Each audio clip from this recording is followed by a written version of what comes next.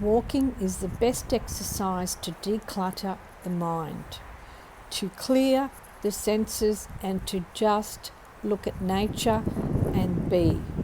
Looking around, taking in the beautiful surroundings that you're in, especially this morning. Look at this beautiful day. All this on the foreshore on the Mornington Peninsula, and just enjoying Mother Nature.